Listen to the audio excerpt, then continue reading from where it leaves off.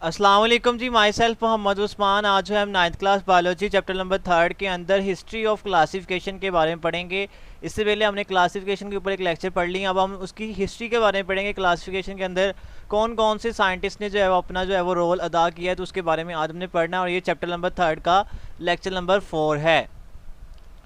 तो हम स्टार्ट करते हैं जी आज के लेक्चर को। तो आज के लेक्चर में हमारा है हिस्ट्री ऑफ क्लासिफिकेशन के। हिस्ट्री ऑफ क्लासिफिकेशन जो है वो क्या है हमारे पास कि क्लासिफिकेशन के अंदर कौन कौन से साइंटिस्ट ने अपना जो है वो रोल अदा किया है। तो सबसे पहले जब भी कोई काम बायो के अंदर स्टार्ट होता था तो सबसे पहले एरिस्टोटल का नाम लिया जाता है, क्योंकि इसे हम फादर ऑफ बायोलॉजी कहते हैं।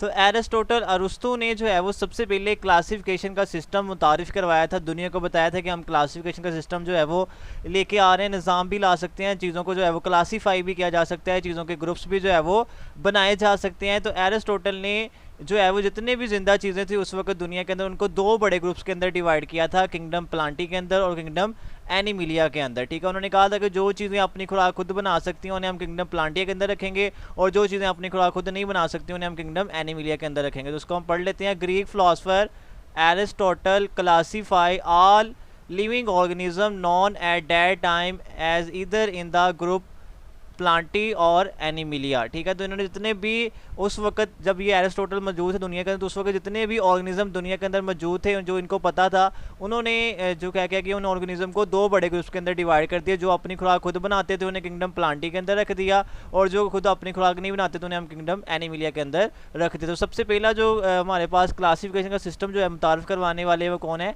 एरिस्टोटल अरस्तु है। नेक्स्ट है अबू उस्मान उमर अल जहीज़। ठीक है, तो नेक्स्ट साइंटिस्ट का नाम है अबू उस्मान उमर अल जहीज़। तो अल जहीज़ जो है इसके बारे में पढ़ लेते हैं। He describe the characteristics of 350 species of animal in his book. इन्होंने एक बुक लिखी और उसके अंदर 350 मतलब 350 स्पीशीज़ के जो एनिमल्स की स्पीशीज़ थी उनकी खसूसियात के बारे में जो है वो इन्होंने लिखा। He wrote a lot about the life of ants. तो इन्होंने चूंटी की ज़िंदगी के ऊपर, आंट्स की लाइफ के ऊपर बहुत कुछ लिखा हुआ है, मतलब उसके स्ट्रक्चर के, उसकी खसूसियत के बारे में इन्होंने अपनी बुक के अंदर बहुत कुछ लिखा हुआ है। तो अबू उस्मान उमर अल जहीज़ ने जो है वो क्या किया, उन्होंने 350 स्पीशीज़ ऑफ एनिमल्स की खसूसियात के बारे में बताया अपनी बुक्स के अंदर। और सबसे ज़्यादा जो उन्होंने काम किया है वो किसके ऊपर किया है? लाइफ ऑफ आंट्स के ऊपर जो है उन्होंने जो है वो ज़्यादा वर्क जो है वो किया है। तो अपने इनका वर्क जो है वो याद रखना है। नेक्स्ट देख लेते हैं। तो नेक्स्ट साइंटिस्ट जो हमारे पास आते हैं उनका नाम इब्ने रुश्द है। तो इब्ने रुश्द की बात करते हैं। तो इब्ने रुश्द ने जो है वो क्या किया, इन 1172 मतलब 1172 के अंदर ही translated Aristotle book De Anima on the soul in Arabic.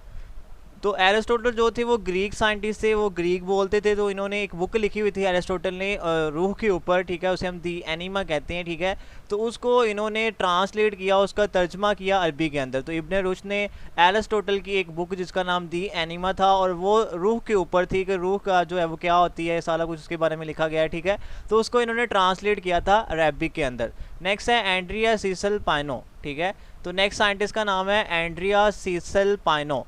इन्होंने क्या किया, he divided plant into 15 group and called them genera. ठीक है, इन्होंने जो है वो प्लांट्स को 15 बड़े ग्रुप्स के अंदर डिवाइड किया, 15 बड़े ग्रुप्स के अंदर। उन ग्रुप से हर ग्रुप का नाम इन्होंने क्या रखा? जेनरा रखा। ठीक है, तो एंड्रिया सीसल पाइनो ने क्या किया था, प्लांट्स को 15 बड़े ग्रुप्स के अंदर डिवाइड किया और हर ग्रुप का क्या नाम रखा? जेनरा। नेक्स्ट है जॉन रे।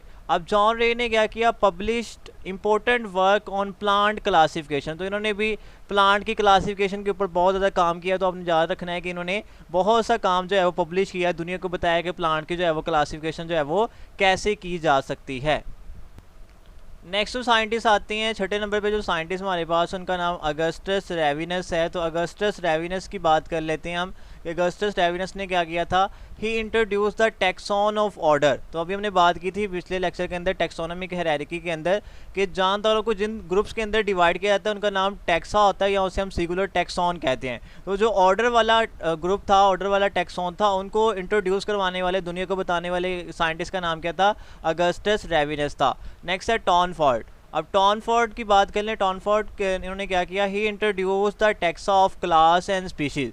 तो हमने टैक्सोनॉमिक हायरार्की के अंदर क्लास और स्पीशीज़ के बारे में पढ़ा हुआ है, तो क्लास और स्पीशीज़ को इंट्रोड्यूस करवाने वाले जो है वो टॉनफोर्ड थे, ठीक है, और ऑर्डर को जो है वो इंट्रोड्यूस करवाने वाले अगस्टस ट्रेविनस थे। तो ये बड़े इंपॉर्टेंट एमसीक्यू, अब बहुत कई बार एमसीक्यू आ चुका है कि टैक्सॉन ऑफ ऑर्डर को इंट्रोड्यूस करवाने वाले साइंटिस्ट का नाम क्या है, तो अगस्टस ट्रेविनस आएगा। नेक्स्ट है कार्लस लिनियस। अब कार्लस लिनियस, सबसे जो पुराना क्लासिफिकेशन का सिस्टम है वो एरिस्टोटल ने दिया था, अरिस्टो ने दिया था, उसके बाद बहुत साइंटिस्ट का वर्क हम पढ़ चुके हैं, ठीक है। और जो सबसे मॉडर्न जो जदीद किस्म की क्लासिफिकेशन का सिस्टम है वो इंट्रोड्यूस करवाने वाले जो है वो कार्लस लिनियस है। अब कार्लस लिनियस ने क्या किया, Linnaeus work provide the base of modern classification, मतलब जदीद क्लासिफिकेशन की जो बेस है, जो वर्क है, वो सबसे पहले जो इन्होंने स्टार्ट किया है कार्लस लिनियस ने स्टार्ट किया है। He grouped species according to similar physical characteristics. तो उन्होंने जितनी भी स्पीशीज, जितने भी जिंदा चीज़ें हैं, उनको जो है वो एक जैसा होने की बुनियाद पे एक ग्रुप में रखना जो है उन्होंने स्टार्ट कर दिया, मतलब जो उनकी खसूसियात की बुनियाद पे इन्होंने जानदारों की क्लासिफिकेशन जो है वो स्टार्ट कर दी। ही डिवाइडेड नेचर इनटू 3 किंगडम। इन्होंने जो नेचर थी, ठीक है, जो कुदरत है, जो चीज़ें अल्लाह ताला ने बनाई हुई है, उनको 3 बड़े ग्रुप्स के अंदर, 3 बड़े किंगडम्स के अंदर डिवाइड कर दिया। इन्होंने कहा कि दुनिया के अंदर मिनरल्स होते हैं, मिनरल्स जो है वो केमिकल्स वगैरह, ठीक है। नेक्स्ट जो है वो वेजिटेबल्स होते हैं, वेजिटेबल्स एंड एनिमल्स। तो इन्होंने नेचर को 3 ग्रुप्स में डिवाइड किया, मिनरल्स के अंदर, वेजिटेबल्स के अंदर और एनिमल्स के अंदर। तो आपने याद रखना है कार्लस लिनियस ने जो है वो नेचर को, जानदारों को नहीं, नेचर को जो है उन्होंने क्या किया, 3 हिस्सों में डिवाइड किया, मिनरल्स में, मिनरल्स, वेजिटेबल्स और एनिमल्स में।